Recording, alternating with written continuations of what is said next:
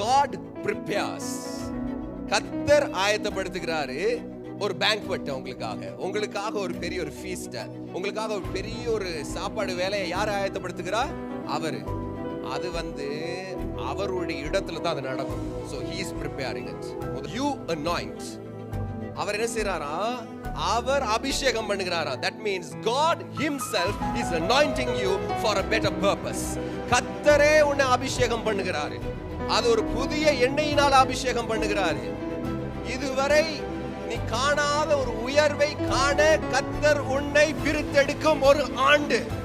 That means நீ இருக்கிற சீட்ல இருக்க மாட்டீங்க. You are going to be promoted for something greater. Hallelujah. Anointing means you get an additional responsibility coming to you. அப்பனா அபிஷேகம்னு சொன்னாலே கர்த்தர் இன்னொரு புதிய ஒரு பொறுப்பை கொடுக்கிறார். அதே இடத்துல இருக்கீங்கன்னா உங்களுக்கு என்ன வேற ஒரு பொறுப்பு இருக்காது. The same thing. அதே ஜேடி தான், அதே job description தான் உங்களுக்கு இருக்கும்.